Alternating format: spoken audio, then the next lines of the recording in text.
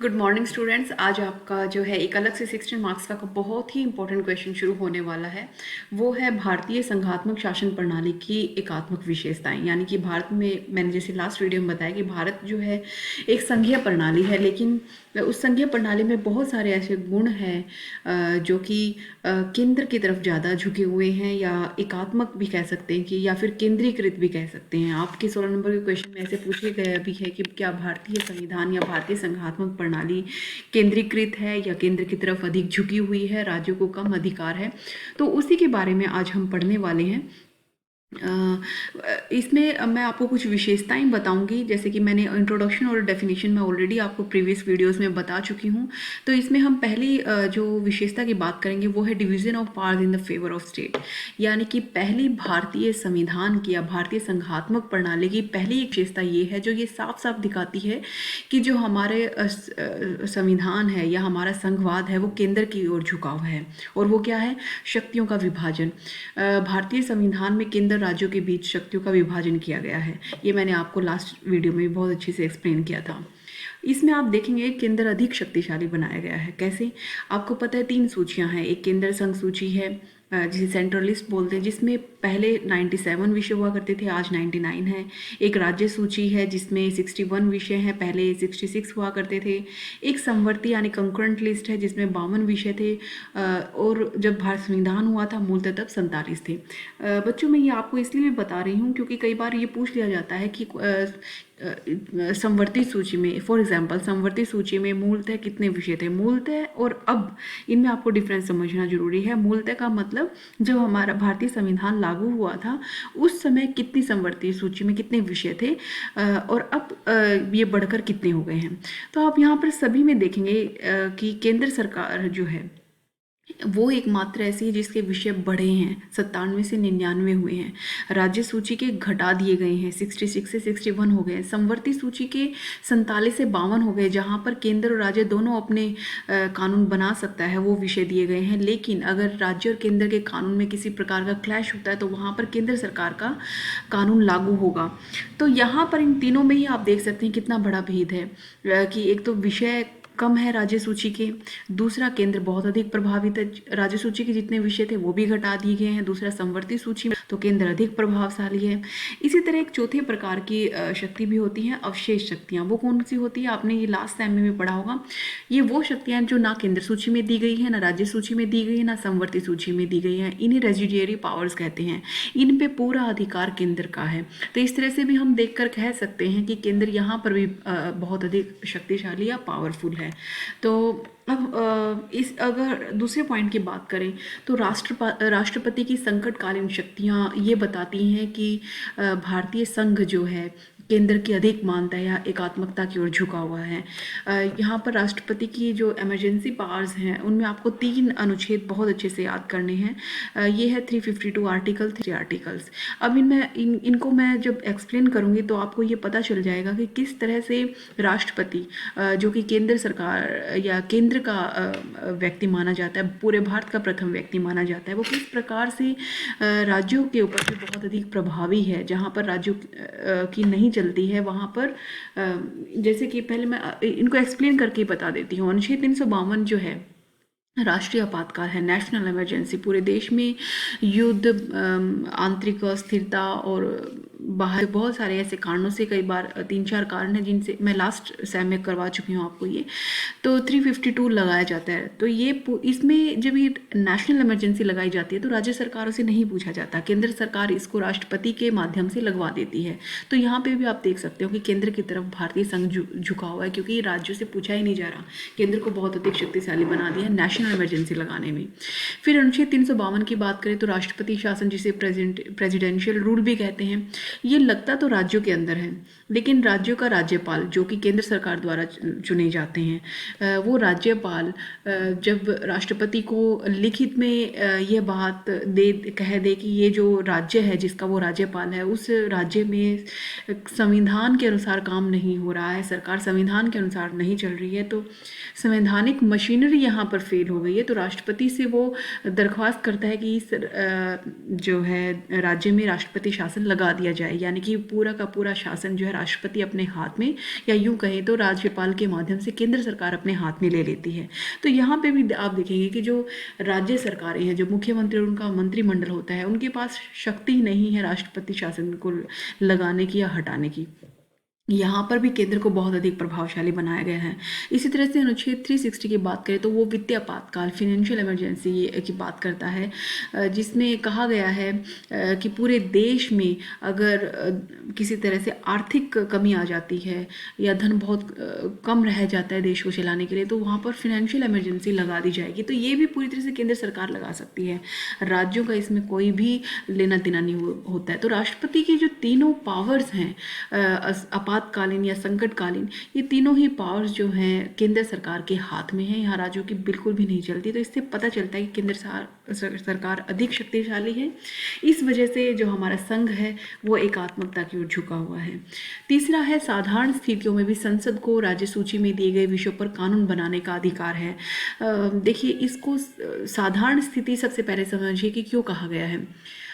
Point 2 में मैंने आपातकालीन स्थिति कहा था कि आपातकालीन स्थिति में चलो ठीक है, केंद्र सरकार ने कुछ ऐसे सर्कमस्टांसेस होते हैं कि केंद्र सरकार ने अपने हाथ में रूल ले लिया, लेकिन साधारण स्थितियों में भी देखा गया, नॉर्मल सिचुएशन जो होती है देश की, तब भी देखा गया है कि संसद जो है कुछ राज्य सूची के विषयों पर कानून बना सकती है।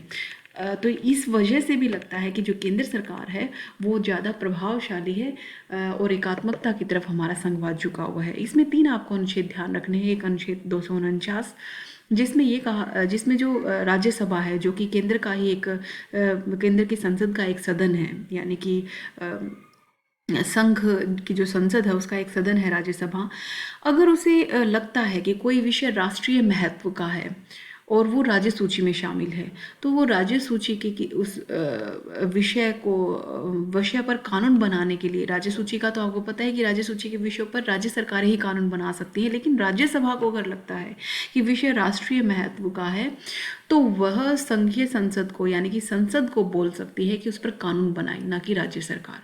तो ये कितनी बड़ी पावर्स मिल गई है केंद्र को। इसी तरह से अनुच्छेद 250 है एक, जिसमें कोई अंतर्राष्ट्रीय समझौते संधि के बारे में बताया गया है, जिसमें लगता है कि वो उत्तरदायित्व पूरा करना जरूरी है, बेशक से विषय राज्य सूची का हो।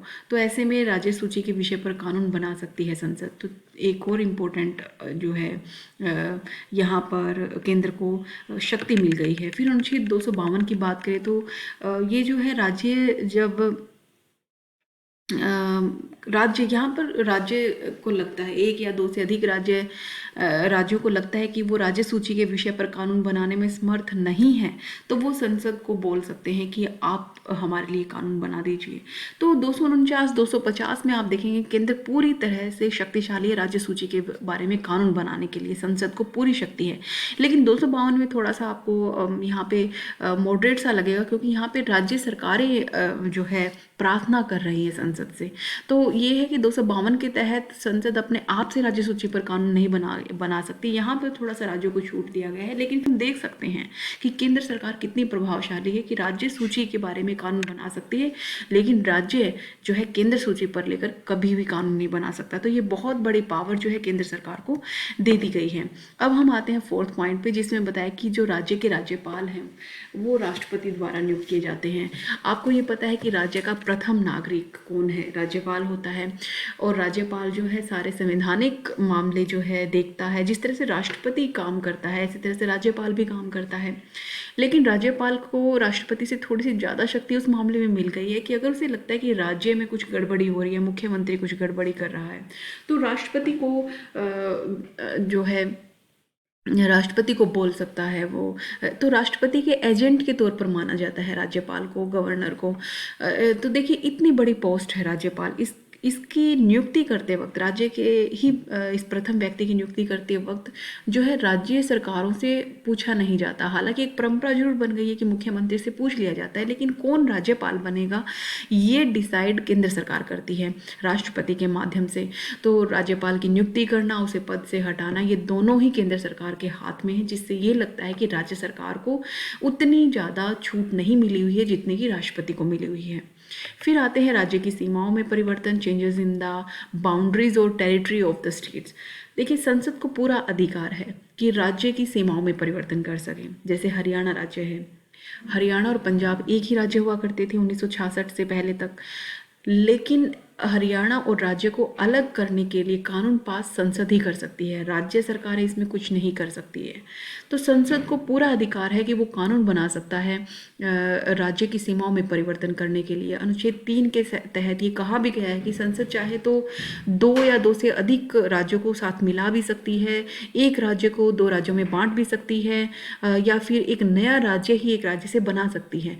तो ये हमने देखा भी है, जैसे कि 2000 में आप देख सकते हैं कि बिहार को बांटकर बिहार और झारखंड बना दिया गया था।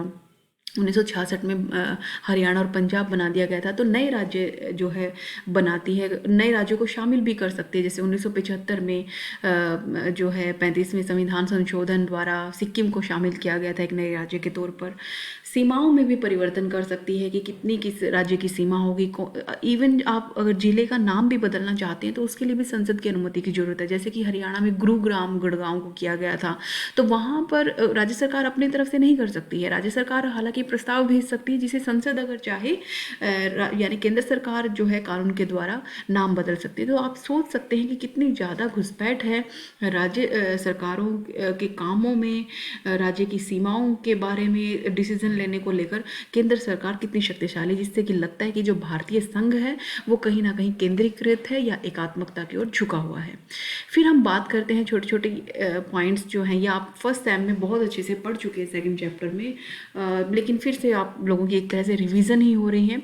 छठा एक पॉइंट है कि राज्यों को अपना संविधान बनाने का अधिकार नहीं है। मैंने बहुत सारे ऐसे आपको देश बताए थे, जैसे अमेरिका है, स्विट्ज़रलैंड है, पूर्व सोवियत संघ यूएसएसआर जिसे बोलते थे वो है। ये देश ऐसे हैं जहाँ पर राज्य जो हैं, राज्यों का अपना संविधान होता है, वो अपने राज्य से रिलेटेड कोई भी नया कानून जोड़ सकते हैं, हटा सकते हैं, अपना संविधान बना सकते हैं। लेकिन भारत में क्या है, हरियाणा राज्य का कोई अपना संविधान है, पंजाब राज्य का अपना कोई संविधान है? नहीं है ना, क्योंकि हम एक ही संविधान को फॉलो करते हैं जो कि केंद्र सरकार या केंद्रीय पूरे भारत स्तर पर एक ही संविधान होता है, जिससे कि एक ही संविधान होने के वजह से पूरे देश में वजह से ये लगता है कि भारतीय संविधान केंद्रीकृत है, एकात्मकता का गुण इसमें नहीं है, क्योंकि राज्यों को अपना जाने की छूट नहीं दी गई है।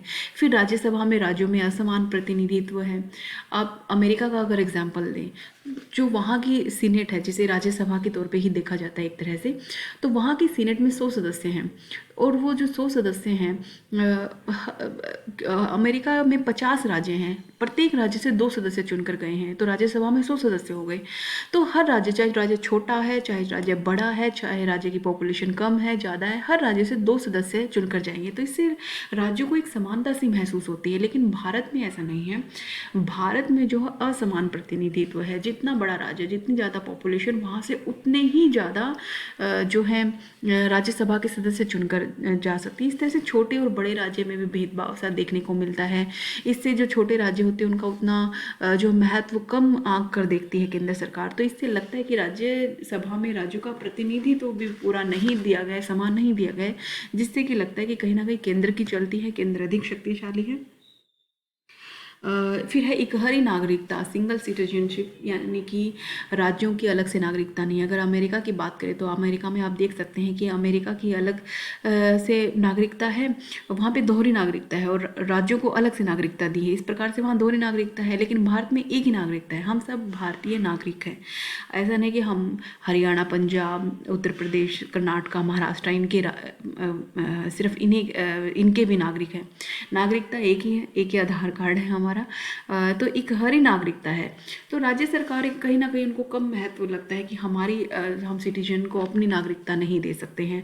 तो इस आधार पर भी कहा जाता है कि जो भारतीय संवैधानिक व्यवस्था है या भारत का जो संघवाद है, वो कहीं ना कहीं एकात्मकता की ओर झुका है। भारतीय संघ में केंद्र को बहुत अधिक शक्तिशाली बना दिया गया है और राज्यों को उतनी शक्तियाँ नहीं मिली है जितनी की मिलनी चाहिए। तो एक बैलेंस संघवाद नहीं कहा जा सकता है। अगर अमेरिका की बात करें तो वो एक बैलेंस संघवाद है। वहाँ के राज्यों को बहुत सारी सुविधाएं दी गई हैं। ऊपर के जो 3 पॉइंट्स हैं आप उसमें देख सकते हैं कि वहाँ के राज्य सरकारों को इसके बारे में बहुत सारी जो है पावर्स या शक्ति मिली हुई है।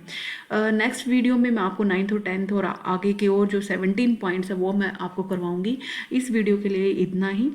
आप ध्यान से सुने, अच्छे से पढ़ें, नोट्स बनाएं। Thank you.